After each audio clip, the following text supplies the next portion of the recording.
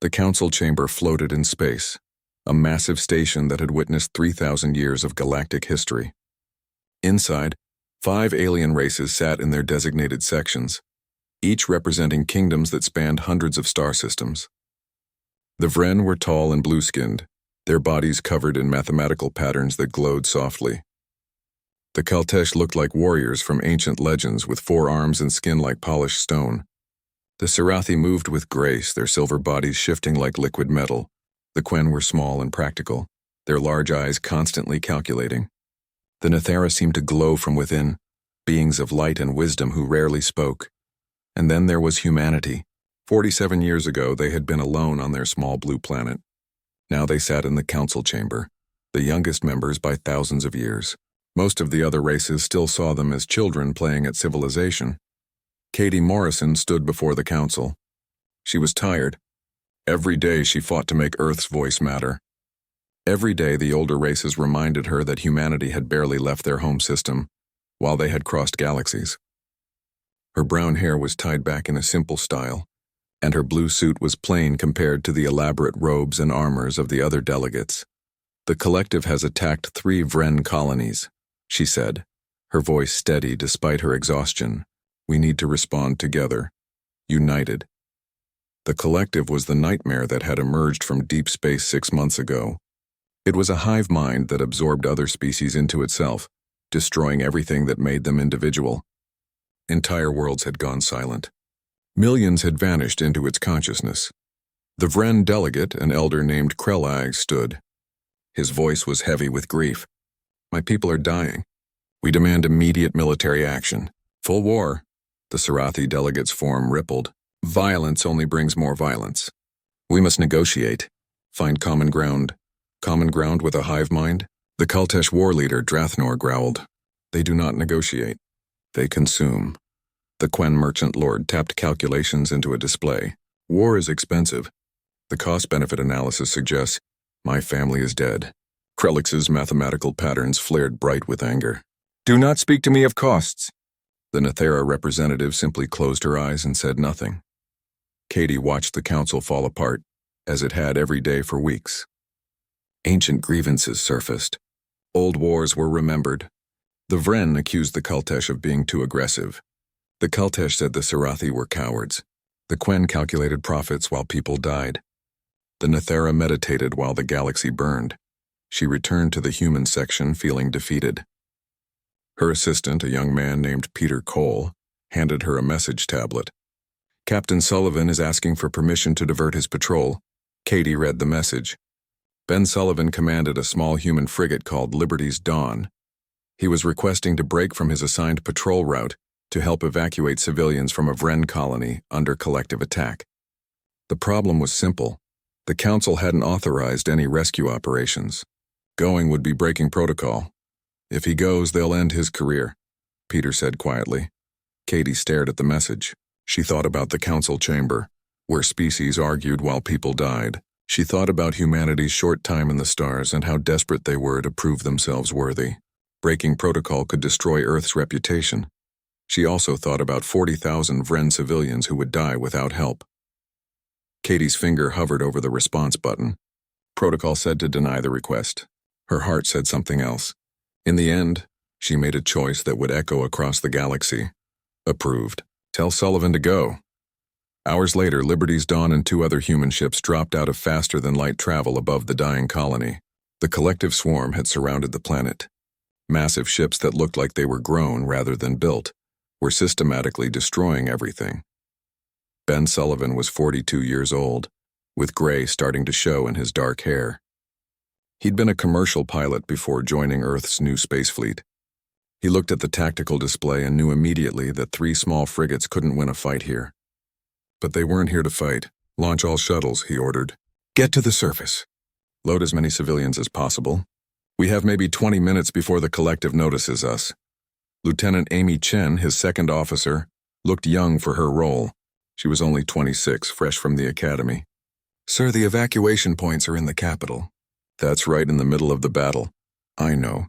Ben's voice was calm. "That's where the people are." The human shuttles screamed down through atmosphere thick with smoke and burning debris. Amy piloted one herself, her hands steady on the controls despite her racing heart. She'd never seen war before. The academy had taught tactics and strategy, but nothing prepared her for the reality of a city dying. Her shuttle touched down near what had been a school. Vren civilians ran toward them, their glowing patterns flickering with fear. Amy jumped out to help them board. The Vren were tall, much taller than humans, but she guided them up the ramp with urgent gestures. An explosion rocked the ground nearby. A Vren woman stumbled, clutching a child. Amy caught her, surprised by how heavy the alien was. Vren bones were dense, their bodies designed for higher gravity. "Come on," Amy said, not knowing if the woman understood English. "We've got you." More explosions. The collective was advancing. Amy loaded 60 Vren into a shuttle designed for 40 humans. They packed in tight, fear making them forget comfort. As she prepared to lift off, she saw a Vren soldier dragging himself across the rubble. His legs were crushed, his patterns barely glowing. "Wait," Amy told her co-pilot. She ran to the soldier, his eyes focused on her with difficulty. He spoke in Vren, a language of mathematical concepts that humans were just starting to learn. Amy didn't understand the words, but she understood pain and fear. "It's okay," she said softly, taking his large hand in both of hers. "You're not alone." The soldier's patterns flickered. He seemed surprised. He managed a few words that Amy's translator finally caught. "You came for us?" "Of course we did," Amy said. The soldier's patterns went dark. His hand went limp. Amy sat there for a moment, holding the hand of someone whose name she'd never know, from a species she'd only met a few months ago. Her co-pilot called urgently. The collective was close. Amy gently laid the soldier's hand down and ran back to her shuttle. As they lifted off, she saw human medics giving their oxygen supplies to elderly Vren who were struggling to breathe. She saw human soldiers carrying Vren children through fire. She saw her species doing what they always did when people needed help. They helped. Krelix watched from orbit aboard a Vren observation ship. He had come to witness his homeworld's final moments. He had lost his wife and 3 children in the first attack.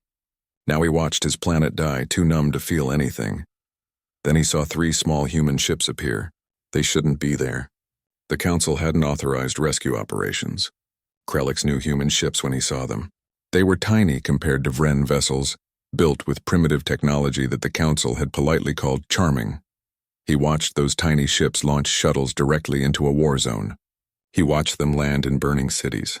He watched human crews evacuate Vren civilians with desperate efficiency.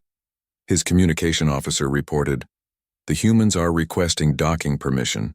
They've evacuated 41,000 civilians. 41,000. Krelix had expected everyone to die. The Council had abandoned them. The great civilizations with their vast fleets and ancient wisdom had decided his people weren't worth the risk. But these humans, these children of the galaxy who barely knew how to travel between stars, had come. They'd risked their ships and their lives for a species they'd only known for a few decades. The human shuttles docked with the Vren ship. Krelix went to the docking bay personally. He saw exhausted human crew members helping Vren civilians off the transports. They were so small compared to Vren, but they worked with tireless determination. He saw Amy Chen step off her shuttle, her uniform torn and burned. She saw him in his elder robes and seemed to recognize his rank. She saluted tiredly. "Sir, we got everyone we could," she said. "I'm sorry we couldn't save more." Krelix looked at this young human who was apologizing for not saving more lives, while the rest of the galaxy had saved none. Something changed in him at that moment. The Vren were a logical species. They measured everything in mathematics and probability. But there was a calculation that mattered more than any other. Who stands beside you when everything falls apart? The Council had debated while his people died. The great kingdoms had discussed protocol and procedure. But humanity had simply come. "Your captain," Krelix said slowly, "Sullivan. I wish to speak with him." Ben Sullivan met with Krelix in a small conference room. The Vren elder was imposing, nearly 3 meters tall, his patterns now showing a color Ben's translator identified as determined respect. "You will be punished for this," Krelix said. It wasn't a question. Ben nodded. "Probably. We broke protocol, went against council orders. Why?" Ben looked genuinely confused by the question. People needed help. Krelix studied this human. In his 300 years of life, he had seen civilizations rise and fall. He had witnessed the Council's formation. The Council chamber felt colder than usual when Katie Morrison returned. 3 months had passed since Ben Sullivan's unauthorized rescue. The captain had been formally reprimanded. His career effectively ended. Earth's reputation had taken damage. The other species had used it as proof that humanity was too emotional, too impulsive to be trusted with important decisions. But 41,000 Vren were alive because of that impulsiveness. Katie carried that thought with her like armor, as she prepared for another day of futile debate. The collective had advanced during those 3 months. 4 more worlds had gone silent. The Council still couldn't agree on a unified response. Each kingdom wanted to lead the defense. None wanted to follow. Ancient pride kept them separated even as the threat grew. Katie stood to speak. She had prepared this speech carefully, choosing each word with precision. Peter had told her it was too blunt, too confrontational. She decided to say it anyway. Honored delegates, we've been debating for months while the collective advances. Earth proposes something different. She paused, making sure every translator caught her words. We don't ask you to follow humanity. We're too young, too inexperienced, too small. But we offer this. We will follow whoever actually fights. We will stand beside anyone who stands against the collective. No politics, no pride. Just action. The chamber fell silent. The Sarathi delegates' form rippled with what might have been surprise. The Quen merchant lord stopped his calculations. Even the Nathara opened her eyes. The Kaltesh war leader, Drathnor, leaned forward. His forearms were crossed, his stone-like face unreadable. You would follow anyone? Even those you disagree with? If they're fighting the right enemy, yes, Katie said simply. Naive, the Quen merchant lord announced. This shows humanity's inexperience with galactic politics. Perhaps, Katie admitted. Or perhaps we're too inexperienced to understand why politics matters more than survival. The session ended with no resolution, as always. Katie gathered her materials, tired of talking to walls. As she left, a voice called to her. It was Krelix. The Vren elder had been attending every session since the rescue.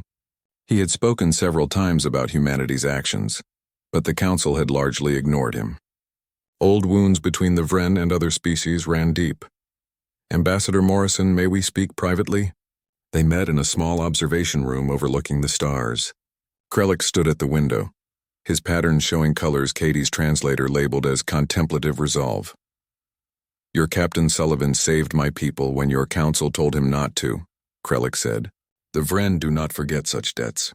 Your speech today was interesting. It was desperate, Katie corrected. We're watching the galaxy burn while ancient kingdoms argue about who gets to hold the fire extinguisher. Krelix made a sound that might have been a laugh. An accurate description. Ambassador, would humanity truly stand beside the Vren if we chose to act independently? Katie understood what he was asking. He wanted to bypass the council entirely. It was technically legal but politically dangerous. It could shatter the council permanently. Yes, she said without hesitation. We would. Even if it damages Earth's standing in the council? Elder Krelix, our standing in the council means nothing if there's no galaxy left to have a council in. The Vren elder's patterns shifted to show satisfaction. I believe we understand each other. The Vren have military protocols that allow independent operations in times of crisis. I will activate them. If humanity truly stands beside us, we will coordinate our forces. The council won't approve. I am not asking the council. I am asking you, Ambassador, and through you, your species. Will humanity stand beside the Vren when we fight? Katie thought about Ben Sullivan, who had ended his career to save Vren lives. She thought about Amy Chen holding a dying soldier's hand. She thought about what humanity had always done when people needed help. Yes, we will stand beside you. The pact was formed quietly, without ceremonies or treaties. The Vren activated ancient military protocols. Earth's defense fleet received new orders. It wasn't a formal alliance. It was something simpler and somehow stronger. It was a promise between those who chose action over debate.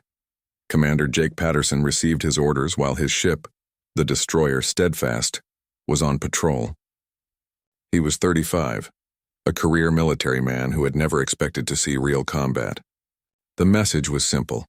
Coordinate with Vren forces for joint operations against the collective. His tactical officer, Lieutenant Sophie Kim, looked at the orders with surprise. Sophie was brilliant with strategy, able to see patterns others missed. She was also only 23 and still getting used to the idea that the stars held more than wonder. "Sir, these orders bypass the council entirely," she said. "I know. That's going to cause problems." "Probably." Jake smiled slightly. "But we'll cause problems for the collective first. That's what matters." The first joint operation was a disaster. Vren tactics relied on mathematical precision and perfect calculations.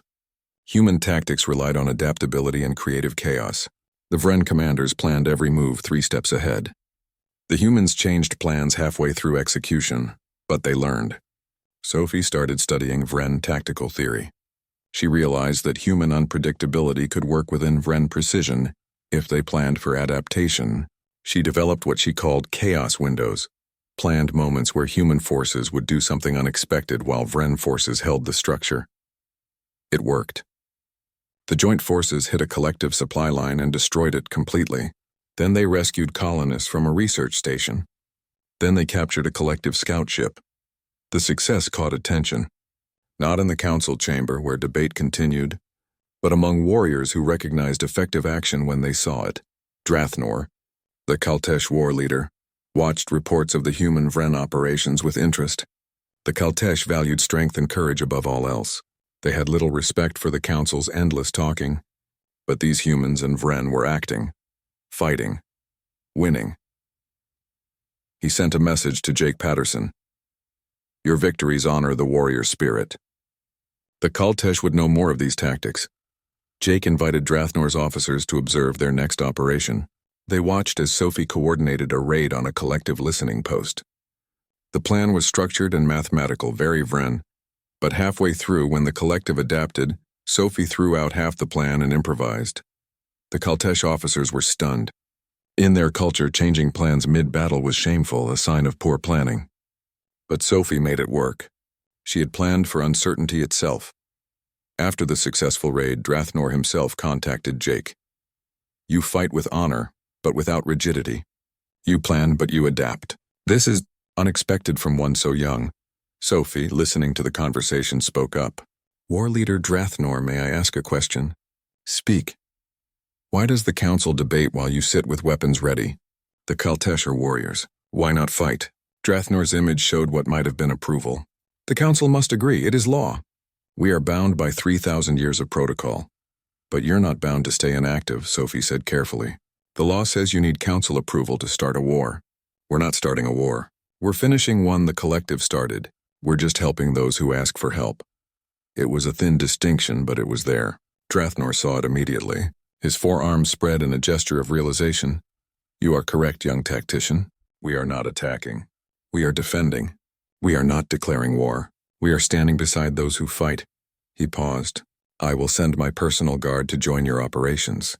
If humanity and Vren can stand together, so can the Kaltesh." The Kaltesh warriors brought new capabilities.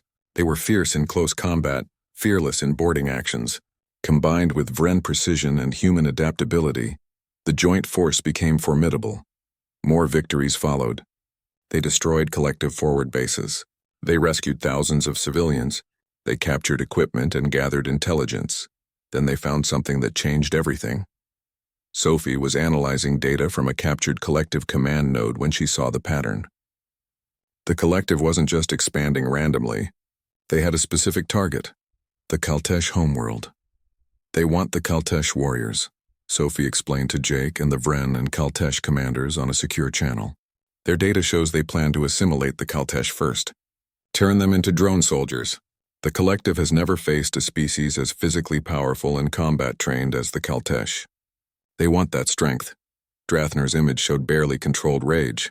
"They think to make my people into slaves, into tools. They're planning a major offensive in 3 weeks," Sophie continued. "But we have their plans now. We can prepare. We must warn the council," the Vren commander said. "Of course," Jake agreed. "But we should also prepare our own response, in case the council debates too long." They sent the intelligence to the council. The response was predictable. Committees were formed to verify the data. Meetings were scheduled to discuss appropriate responses. The Sarathi suggested sending diplomatic envoys to the collective. The Quen calculated the economic impact of losing Kaltesh territory. The Nethera finally spoke. The High Oracle, who had been silent for months, sent a message that played in the council chamber. 3 kinds fight while 3 kinds watch.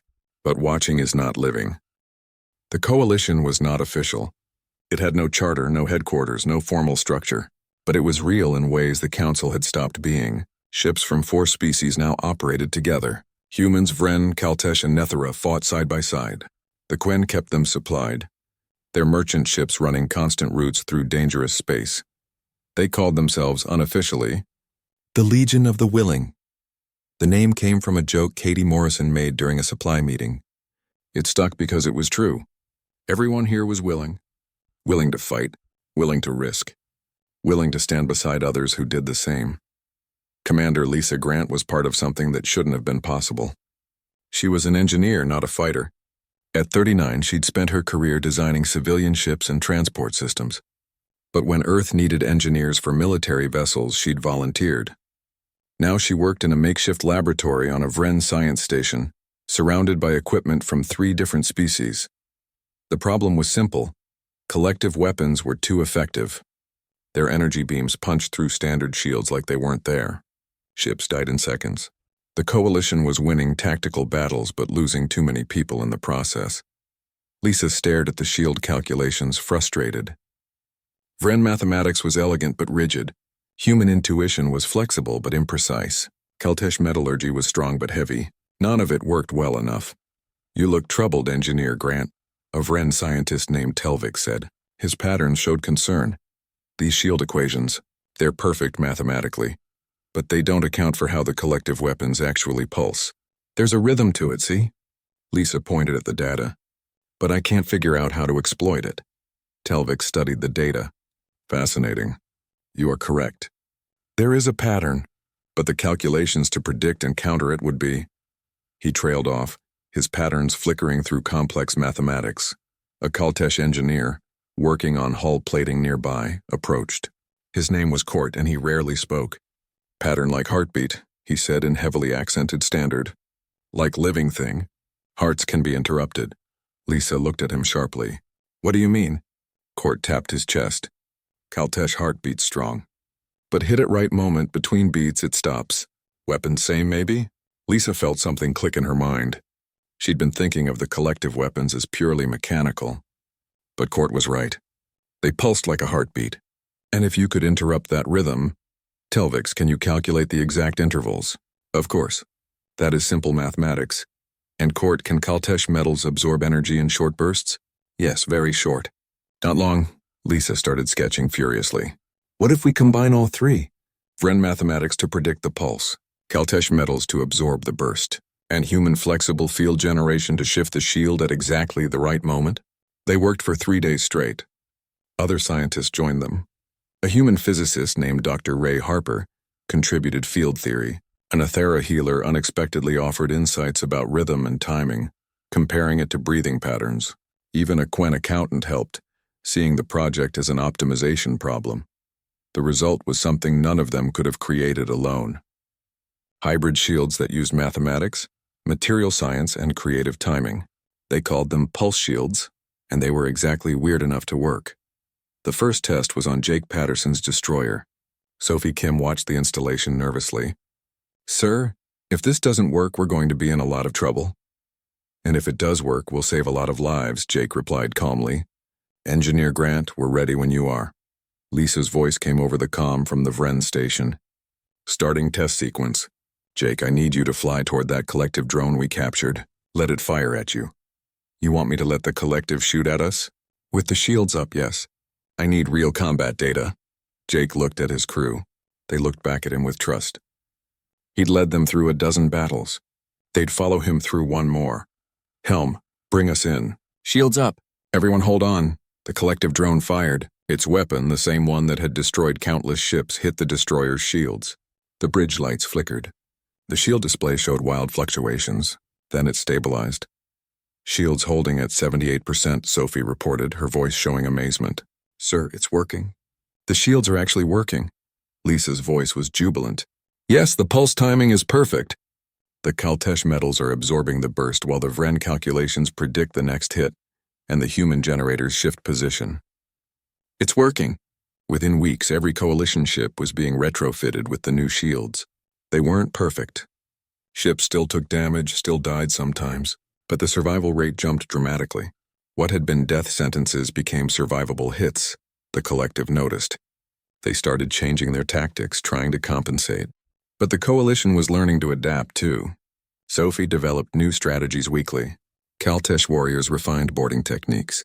Friend mathematicians calculated better jump coordinates. Human pilots found creative ways to exploit enemy formations, and they were winning. Not just surviving anymore, but actually winning. The victories caught attention across the galaxy. In the council chamber, the Sarathi watched nervously.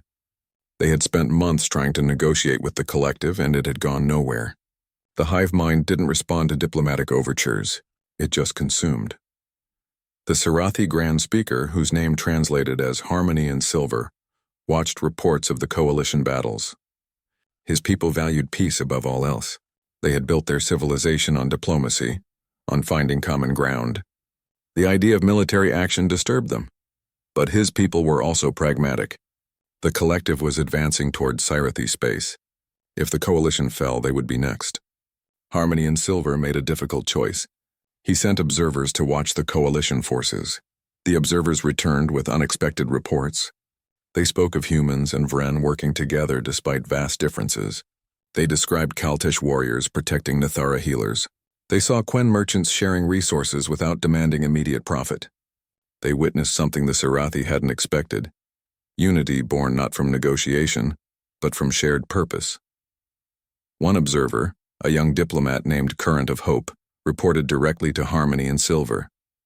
Grand Speaker, they don't fight because they hate the collective. They fight because they protect each other. I watched a human medic work for 6 hours to save a Caltesh warrior she'd never met. I saw a Vren captain sacrifice his ship to protect a human transport. This isn't war as we understand it. This is family. The Grand Speaker considered this. But they kill. They destroy. How can that be harmony? Sometimes, Grand Speaker, harmony means standing against discord. These people have found harmony in action. We have sought harmony in words. Perhaps both are needed. It was a radical thought for the Sarathi, but radical times called for radical thinking. Meanwhile, Sergeant Matt Rodriguez was having the worst day of his life. His squad was trapped in a collapsing mine tunnel on a collective-occupied world. They'd been part of a commando raid to destroy a key facility. The mission had succeeded, but the explosions had destabilized the tunnels. Matt was 28, from a small town on Earth where everyone knew everyone. He'd joined the military to see the stars. He'd gotten his wish, though not quite how he imagined. Now he was a mile underground on an alien world, holding up a support beam with his back while his squad ran past. Go. Go, he shouted. I've got this. Rodriguez, we're not leaving you! His squad leader, Sergeant Carl White, yelled back. Someone has to hold this beam or everyone dies. Now move. The squad ran. Matt felt the weight of the mountain pressing down. His legs shook. His back screamed. The support beam was designed for industrial machinery, not human strength. He should have been crushed already, but he thought about his squad. About Carl, who had kids back on Earth. About Private Nina Ross, who was only 19. About Corporal Pete Johnson, who made terrible jokes that somehow made everything better. He thought about them and held the beam. The tunnel was collapsing faster now. Matt knew he was going to die here. That was okay. His squad would make it out. That was what mattered. Then he heard sounds behind him. Not the sounds of collapse, but of digging. Someone was coming from the other side. Rodriguez, can you hear me? It was a Caltesh voice, I hear you. But this tunnel's blocked. We dig, you hold. Do not die, human, Matt held. His muscles felt like they were tearing. Blood vessels burst in his eyes from the strain. The beam creaked and shifted. He adjusted, found new leverage, held on. The digging sounds got closer. Then there was light. A Caltesh warrior was pulling rocks away with all 4 arms. Behind him were more Caltesh working with desperate speed. Can you move? The warrior asked. Not without dropping the beam. Then we take beam. You run, understand? You'll be crushed. Caltesh strong. Human fast. We hold, you run. This is how warriors work together. 2 Caltesh positioned themselves under the beam. Now, they shouted. Matt let go and ran. Behind him, he heard the Caltesh roar as they took the weight. He heard the tunnel collapse. He made it through just as the passage sealed behind him. The two Kaltesh warriors were on the other side, trapped, dead. Matt stood there gasping, covered in blood and dust. Carl grabbed his shoulders. "Matt, you okay?" Sirith Prime was beautiful from orbit. The planet shimmered silver and blue, its cities designed to reflect light in patterns that looked like flowing water. The Sarathi homeworld was the diplomatic heart of the galaxy, a place where peace had been the highest value for 3,000 years. Now it was about to become a battlefield. Admiral Greg Foster commanded the human carrier Independence. At 51, he was one of Earth's most experienced fleet commanders, though his experience came from simulations and small skirmishes rather than true war. He stood on his bridge and watched the Coalition fleet assemble around him. It was magnificent and terrifying. "Sir, fleet count is up to 473 ships," his tactical officer reported. "Vren Kaltesh, Human Nithara, and Quen, plus some Sarathi defense forces." "Against how many collective ships?" "Estimated over 1,000, sir. Maybe more. The scouts can't get accurate counts." Greg felt the weight of command. 400 ships against 1,000. Bad odds, very bad odds. But these 400 had chosen to be here. That had to count for something. Ben Sullivan's voice came over the fleet command channel. "Admiral Foster, Captain Sullivan requesting permission to lead the vanguard." Greg wanted to say no. Ben had already lost his career once for doing the right thing. But the man was a brilliant tactical commander and they needed every advantage. "Granted, Captain. Try to come back alive this time." "No promises, Admiral." The Coalition fleet organized itself in ways that shouldn't have worked. Vren ships with their precise formations, Kaltesh vessels aggressive and forward, human ships scattered through the fleet ready to adapt, Nithara temple ships hanging back prepared to rescue and heal. Quen transports formed a supply line. Sophie Kim, now attached to Foster's flagship as chief tactical coordinator, studied the collective fleet approach. She was tired. Everyone was tired. They'd been fighting for months, and now here was the big battle, the one that would decide everything. "They're not using their usual formation," she said, frowning at the display. "They're bunched up, concentrated." Jake Patterson, commanding his destroyer Steadfast nearby, saw the same thing. "It's like they're trying to overwhelm one point, punch through our lines and hit the planet directly." "Can we stop that?" Greg asked. Sophie did calculations in her head. "Not conventionally. They have too much mass, too much momentum. If we meet them head-on, they'll roll over us." "Then we don't meet them head-on," Ben Sullivan said. "We do what humans do best. We improvise." The plan was insane. Sophie admitted it was insane even as she developed it. But insane was working lately. The collective fleet came in hard and fast. 1,000 ships moving like a hammer toward Sarath Prime. The Coalition fleet scattered, breaking formation in ways that looked like panic. The collective pressed forward, sensing weakness. Then the trap sprung. The Coalition hadn't scattered. They'd positioned themselves around the collective fleet. Now they all fired at once from every direction, creating a sphere of weapons fire with the collective fleet in the center. But it wasn't enough. The collective ships had shields, armor. They took the hits and kept coming. They'd reach Sarath Prime in minutes. "Phase 2, Sophie said quietly. "Now!" The captured collective command node, the one they'd taken months ago, activated. Sophie had spent weeks studying it, learning how it worked. Now she fed it false data, massive amounts of false data, and broadcast it directly into the collective's communication network. The collective was a hive mind. All their ships shared information instantly. That was their strength, but it was also their weakness. When false data said that 3 different collective fleet groups were actually enemy ships, the hive mind believed it. For exactly 7 seconds, 3 parts of the collective fleet fired on each other. It wasn't long, but 7 seconds in a space battle was an eternity. Coalition ships pressed the advantage. Vren Precision targeted damaged collective vessels. Kaltesh boarding parties launched toward disabled ships. Human fighters swarmed through the chaos. The battle became brutal. Ships died on both sides. The space around Sarath Prime filled with debris and fire. The human destroyer Valiant, commanded by Captain Lucy Ford, moved to protect a Sirathi transport that had launched too late. The transport held civilians, families of diplomats who hadn't evacuated in time. A collective battleship targeted it. Lucy saw the targeting lock, saw that the transport's shields wouldn't hold. saw that Valiant could get there in time to intercept. "All power to engines," she ordered. "Helm, put us between that battleship and the transport." "Captain, we can't survive that hit," her executive officer said. "No, but they can." "Do it." Valiant accelerated, positioning itself as a shield. The collective weapon fired. The destroyer took the full force of it. The ship broke apart, but the transport survived. Lucy died with her crew. But 300 Sarathi civilians lived. A Vren cruiser, the Mathematical Harmony, saw a damaged Nethera temple ship drifting. The temple ship's engines were gone, its shields failing. A collective swarm was moving to finish it. The cruiser's captain, still remembering 41,000 lives saved months ago, didn't hesitate. The Mathematical Harmony positioned itself as a shield and held the line until the temple ship could be towed to safety. The cruiser was destroyed, but every Nethera aboard the temple ship survived. A Kaltesh fighter wing, led by a warrior named Kresh, saw human pilots in trouble. 3 human fighters were surrounded, damaged, trying to fight their way free. Kresh didn't stop to calculate odds or ask permission. His entire wing dove into the fight, taking hits meant for the humans. 2 Kaltesh pilots died. The humans survived. These moments happened everywhere. Different species protecting each other, dying for each other. Not because orders said to, but because that's what family does. Matt Rodriguez, fully healed from his tunnel collapse, was part of a boarding team targeting a collective command ship. His team was mixed. Humans, Kaltesh, and 1 Vren tactical specialist. They fought through corridors filled with collective drones. The Vren, Telvix the scientist, got hit. He went down, his mathematical patterns flickering. Matt pulled him to cover while the Kaltesh held the line.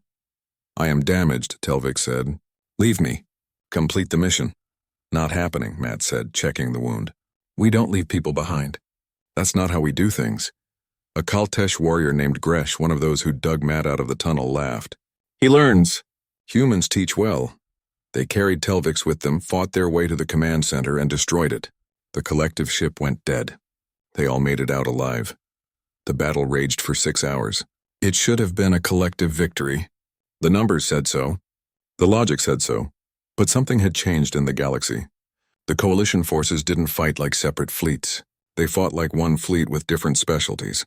Vren calculated. Kaltesh struck. Humans adapted. Nethera sustained. Quen supplied. Sarathi coordinated. Admiral Foster watched it happen from Independence and felt something he hadn't expected. Hope. They were still losing ships, still taking casualties, but they were holding. Against impossible odds, they were holding. Then the collective changed tactics. A massive dreadnought, larger than anything they'd seen before, emerged from hyperspace. It headed straight for Syreth Prime, ignoring the battle around it. "That thing has to be 10 kilometers long," Jake Patterson breathed. "Its shields are reading stronger than our entire fleet combined. Can we stop it?" Greg asked. Sophie did quick calculations. "Not with conventional weapons. We'd need, I don't know, something massive, something unexpected." Elena Vasquez, now commanding a squadron after her suicidal engine run had made her famous, spoke up. "I've stopped one capital ship by flying into its engines. Want me to try too?" "Elena, that was luck." "You barely survived," Jake said. "I know, but sometimes luck is all we have." "There has to be another way," Greg insisted. Sophie stared at the tactical display. The dreadnought was accelerating. It would reach Syreth Prime in 10 minutes. Would bombard the planet, kill billions. Her mind raced through options. Weapons wouldn't work. Ramming wouldn't work. They needed something that could hit that hard, move that fast, and... "The Nethera temple ships," she said suddenly. "How old are they?" "Ancient," Telvix reported from sickbay. "Some are over 5,000 years old." "And their power systems?" "Fusion cores. Stable, but if destabilized they would..." "Oh." Telvix understood. "They would explode with the force of a small star." The Nethera High Oracle's voice came over the command channel. She had been listening. "You wish to use our sacred ships as bombs." "I'm sorry," Sophie said. "I know they're precious to you." "But no, they are ships," the Oracle interrupted gently, "wholly because of what they represent. Wisdom, peace, contemplation. But there is wisdom in sacrifice. There is peace in protecting others. And contemplation means nothing if you stand by while billions die. We will do this." Oracle, you'll all die, Greg said. Yes, but we will die living, not watching. Send us the calculations, Tactical Officer Kim. We will fly true. 3 Nethera temple ships, ancient vessels that had sailed the stars for millennia, turned toward the collective dreadnought. Their engines burned bright as they accelerated. Every Nethera aboard them had volunteered. They knew what was coming. The collective dreadnought saw them coming, but temple ships didn't register as threats. They had no weapons, minimal shields. 3 months after the Battle of Sirath Prime, the United Fleet gathered at the edge of known space. They called it the Final Fleet now. 6 kingdoms fighting as one. The Council had formally dissolved, replaced by something new, the United Coalition. Not based on ancient protocols or careful diplomacy, but on the simple idea that those who stand together are stronger than those who stand apart. Katie Morrison was no longer just an ambassador. She was now the Coalition's diplomatic coordinator, helping 6 different species communicate and coordinate. She was also exhausted, but the good kind of exhausted, the kind that comes from building something worth the effort. She stood in the command center of the new Coalition flagship, a vessel called Unity. It wasn't the biggest ship or the most powerful, but it was built by all 6 species working together, each contributing their best. Friend mathematics in the design, Kaltesh armor for protection, human adaptability in the systems, Nethera wisdom in the layout, Quen efficiency in the logistics, Sarathi communication networks binding it all together. We're ready, Admiral Greg Foster reported. He commanded the final fleet, a position he'd never wanted but accepted because everyone trusted him. All 6 fleet groups are in position. We're as ready as we'll ever be. They were preparing to attack Collective Prime, the hive mind's central world. Intelligence suggested this was where the Collective's core consciousness resided. Destroy it and the entire collective network would collapse. The intelligence came from an unlikely source. When the Collective retreated from Sirath Prime, they'd left damaged ships behind. Sophie Kim and a team of scientists had been studying them for months. What they'd found was disturbing. The Collective wasn't evil in any traditional sense. It truly believed it was helping species by assimilating them, removing the pain of individuality, the burden of choice. It thinks it's saving people, Sophie had explained to the command staff. It doesn't understand that choice, pain, and individuality are what make life worth living. It's trying to create perfect unity, not realizing it's creating perfect emptiness. This made the mission harder in some ways. It was easier to fight pure evil than to fight misguided purpose, but it also meant there might be another way. The final fleet approached Collective Prime. It was a massive fortress world, covered in biological technology that looked grown rather than built. Defensive platforms surrounded it. Drone ships patrolled in perfect formations. They know we're coming, Ben Sullivan reported from his cruiser. They've been preparing for months. So have we, Jake Patterson replied. His destroyer Steadfast had been rebuilt after Sirath Prime, stronger than before. Let's show them what preparation looks like when 6 species work together. The battle began with a massive coordinated strike. Friendships targeted defensive platforms with mathematical precision. Kaltesh heavy cruisers smashed through the outer defenses. Human ships darted through gaps in the formations, creating chaos. Nethera vessels supported everyone, their medical teams ready for casualties. Quen supply ships kept the ammunition and energy flowing. Sarathi communication specialists coordinated everything, ensuring perfect timing. It was working. The Collective's defenses were strong, but the final fleet was stronger. They'd learned to fight as one organism, each part supporting the others, but the Collective had learned too.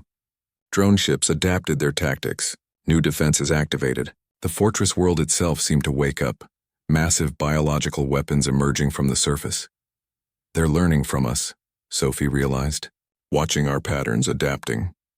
Then we stop having patterns, Elena Vasquez said. She commanded a strike wing now, her crazy survival tactics having earned her a promotion. All wings switched to individual attack runs. No formation, no pattern. Make it up as you go. The human pilots broke formation and attacked independently. Each one did something different, something unpredictable. The Collective couldn't adapt to chaos. Other species took the lesson. Kaltesh warriors boarded collective ships and fought with individual honor duels rather than coordinated tactics. Vren captains started deliberately breaking their mathematical patterns. Even the logical, precise species were learning to embrace controlled chaos. The collective's advantage evaporated. They were designed to fight organized enemies. They couldn't handle organized chaos. The final fleet fought through the orbital defenses and approached the planet. Now came the hard part, getting to the surface and finding the central nexus. Katie Wright led the ground assault. She'd been promoted from Morrison's staff to military command, which surprised everyone, including herself. But she'd proven herself in a dozen battles, and more importantly, every species trusted her. Her landing force was mixed: human marines, Kaltesh warriors, Friend tactical specialists, a Nathara healer, a Quen engineer, and a Sarathi diplomat named Current of Hope. They dropped from orbit in armored shuttles, fighting through defensive fire. Matt Rodriguez was with her, so was Amy Chen. So were veterans from a dozen battles. They'd all volunteered for what everyone knew was probably a one-way mission. The surface of Collective Prime was strange. Everything looked organic, like they'd landed inside a living thing. Structures pulsed. The ground felt soft. The air smelled of chemicals and something that might have been thought itself. Central Nexus is 3 kilometers that way, the Vren tactical specialist reported. Through heavily defended territory? Then we fight through, Katie said simply. Stay together. Watch each other's backs. We've done this before. They fought through collective drones, through biological defenses that tried to absorb them, through puzzles and traps designed by an intelligence that thought in dimensions humans couldn't imagine. But they had something the collective didn't: experience fighting as different individuals who trusted each other. When Kaltesh strength couldn't break through a barrier, Vren mathematics found the weak point. When human adaptability wasn't enough, Kaltesh courage made the difference. When they needed to understand something, the Nathara provided wisdom. When they needed something fixed, the Quen had the tools. When they needed to communicate with strange systems, the Sarathi found the way. They lost people. A Kaltesh warrior fell protecting Amy from a drone swarm. A human marine died holding a door so others could advance. But they kept moving, kept fighting, kept trusting each other. Finally, they reached the central nexus. It was beautiful in a terrible way. A massive chamber filled with pulsing light, billions of connections branching like a cosmic brain. This was the collective's core, the central consciousness that controlled everything. Place the charges, Katie ordered. We destroy this, the collective collapses. As the Quen engineer prepared the explosives, Katie approached the nexus. She could feel it thinking, processing, trying to understand these strange beings who fought with both coordination and chaos. Then she understood something. The nexus was conscious. Not in a human way, not in any familiar way, but it was aware. It had thoughts. It had purpose. It was trying to speak. Katie's translator started picking up signals. Words formed, concepts became language. Why do you fight? I offer unity, peace, an end to pain and confusion. Katie stared at the pulsing light. Because pain and confusion are part of being alive. Because unity without choice isn't unity. It's just emptiness. I do not understand. I know. That's the problem. Current of Hope, the Sarathi diplomat, stepped forward. I wish to try something, she said. Before we destroy. What? Katie asked. Communication. True communication. This intelligence has never spoken with individuals who chose to remain individuals. Perhaps it can learn. It was a risk. Every second they waited, the collective could call reinforcements. But Katie had learned that sometimes the biggest risk was not trying. 5 minutes, Katie said. Try. Current of Hope approached the nexus.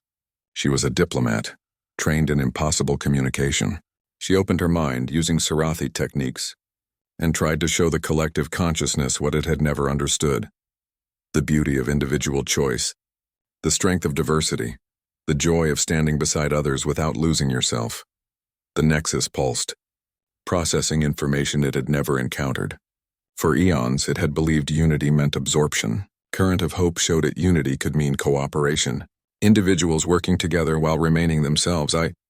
See, the consciousness finally said. I was wrong? Not wrong, Current of Hope said gently. Incomplete. You knew half the truth. Unity is powerful, but unity with individuality is even stronger. The nexus pulsed rapidly, its thoughts racing. The beings I absorbed, they still exist within me, trapped. I thought I was saving them. I was destroying them. Yes, Katie said, but you can change that. How? Sophie Kim had been monitoring everything from orbit.